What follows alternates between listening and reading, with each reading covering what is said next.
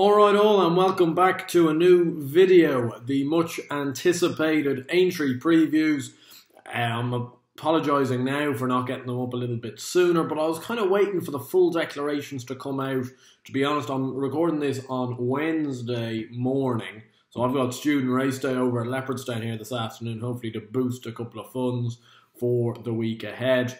But I was trying to do it yesterday, but the full declarations weren't out, and I didn't want to leave it that close and then not do it with the full declarations. So finally they are out, and we can mow through them. Starting off with, obviously, the Day 1 preview, which starts off with the Manifesto Novices Chase, which has unfortunately lost a bit of its spark, I suppose, since Steffi DeSoy is a non-runner. It's a 6-runner race. That being said, it's a trappy little contest.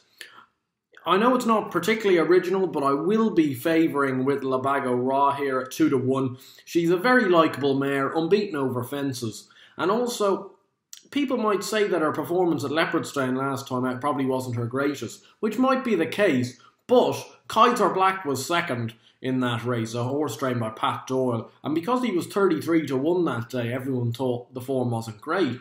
But Kaiser Black has won 2 nationals here over in Ireland, plus went on to beat Camellia Ducotte in a Grade 2 at Naas next time out, doing absolute handstands up the finish straight. So I think that's actually decent enough form in the book, and I think she'll be favoured to win this sort of a race. I just can't get behind Kalashnikov. I know he was very unlucky, goes down as an unseat in the Arkle. He was brought down by the fall of Ornua, but still I don't really fancy his jumping. Glen Forza is a horse I'm not really sure about, to be honest. He had one great performance, beating Kalashnikov, beating an underperforming Kalashnikov at Sandown, and then everyone got very up and at him about him. Because it's only 6 runners, you can't really say it's much of an each-way race, but Mengley can run an absolute stormer in the JLT, I thought, stepping up to 2 mile 4. Perhaps didn't get home over 2-4 at Cheltenham, but 2-4 at Aintree is a completely different kettle of fish, and if his jumping can hold up like it did at Cheltenham, 7-1 could be not a bad little each-way price to hopefully come second. Moving on to the anniversary 4-year-old juvenile hurdle, seeing pretty much the clash between the Triumph Hurdle winner and the Fred Winter winner, and obviously Fakir Duderies. I don't think, like it says on the Racing Post, that Fakir Duderies was the sound fourth in the Supreme, showing that he's kind of not quite top class. I wouldn't particularly agree with that. I just can't understand why they're persisting with him at 2 miles. He slapped as if a horse that needed, and I do mean needed, loads further. As for certainly Band of Outlaws is more of your stereotypical 2 mile horse, I think. And he'd be the one I'd be favouring, and just at the prices, he's 2-1, Pentland Hills is 6-4. Band of Outlaws is coming in here on a very upwardly progressive curve. He probably would have gone close in the Triumph Hurdle. The only reason he wasn't in the race was because they didn't want to run him against Sir Eric. And also, they obviously thought he was feasibly handicapped. He had a bit of trouble in running even in the Fred Winter and still won it very, very cosily. And a few decent enough Irish-trained horses were in behind him. Coco Beach and Ciel de Neige. They're not too bad. So I don't think it was the worst Fred Winter you'll ever see. And you just have to question, I think, that Triumph Hurdle this year. Not only did Sir Eric, obviously, what happened to him was tragic, but like Tiger Tap Tap didn't run his race. Kel Destan didn't run his race. I don't think that form's going to stand up too well, to be honest.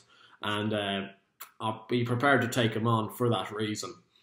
The Bedway Bowl is a race that really confuses me, I must say. I've never been much of a fan of Clan des Obeaux, and I won't be backing him here again, certainly at 15-8. I think, to be honest, I'd be siding with the 2 Irish horses here in Kemboy at 5-2 and Road to Respect at 5-1. I'm just annoyed. I'm not annoyed, but I don't know what to think about Bristol de May. I do have a feeling he needs to be fresh. He's not going to be that fresh coming into this. But, that being said, it wouldn't surprise me if he upheld form with Clan des Obeaux. He's a funny horse to predict. But Kemboy didn't have any sort of a run in the Gold Cup. And Road to Respect, this is probably his sort of trip and track. Around 3 miles on a flat track is probably where he wants to be. Not 2-5 was a little sharp for him, I think, at Cheltenham. Plus, he made a bad mistake at 5-1. Even though it's a 6-runner field, I think he'll go close. The Aintree Hurdle's a class race, to be honest. The Bouverdere in here at 10 to 11. I couldn't be touching him with those odds after that sort of a fall. I do agree, he's a worthy favourite. He probably will go and win the race. But I think there's better each way alternatives. And that would be Faugheen at 11 to 2 and Super Sunday at 9s. Super Sunday clearly just didn't get home in the Stairs Hurdle. 2-4s probably his trip. As he's not quite good enough for 2 miles, not quick enough for 2 miles, not quite enough of a stair for 3 miles. Faugheen, I'm taking it on trust. You know, he's been very poor in terms of he hasn't been able to string good performances together for a long time now. But if he was to here, 2-4, probably not the worst. Worst thing, he's 11 to 2, 3 places. Hopefully he can go close. The Fox Hunters, I backed Road to Rome in the Fox Hunters at Cheltenham and he gave me a great spin before not quite getting up the hill. I think 2-5 will really suit this horse. My only issue is that he made a few niggly mistakes at Cheltenham, so he does need a safe round. And one that I also think is a massive price is Road to Riches at 14 to 1. Formerly a high-class horse for Noel Meade, was placed in 2 Gold Cups, I think. No, placed in a Gold Cup and a Ryanair.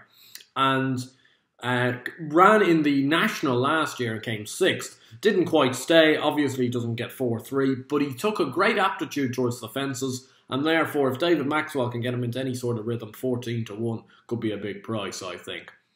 The Red Room Handicap Chase, always a difficult enough race. He's been plunged in, which has been annoying because I was thinking of him before, obviously, the support came, and that was Eamon on Canuck, who I backed in the Brown Advisory at Cheltenham. Again, another horse that was running a big race and then seemingly didn't quite get home. Finished 4th behind Syrah Delac. I think he's got a very good chance here. He's now been punted into 6 to 1. David Pipe's team in red-hot form surely goes close. And one here at 10 to 1, I can't understand why, is Lady Buttons. Needs a flat track, got it here. Better at 2 miles than 2-4, got it here. Better over fences and hurdles, got it here. Seems feasibly handicapped. Tommy Dowson taking off 3. I think 10 to 1 is a massive price on Lady Buttons. And the Mayor's Bumper, it's still got SP, so I don't know what the SPs are actually going to be.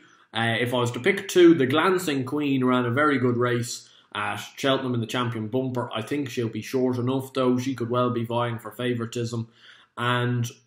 But I do like her, and I saw her win at the November meeting. She was very good that day.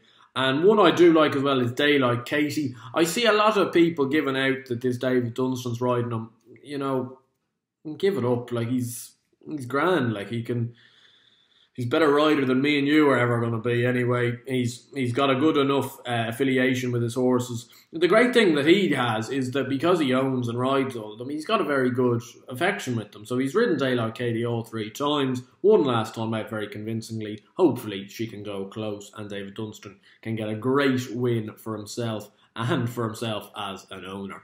Anyway, that's the end of the Day 1 preview. I'll be back tomorrow for the Day 2 preview and obviously the day after that for Day 3 and the National itself. If you did enjoy the video, please do give it a like and subscribe to the channel down below.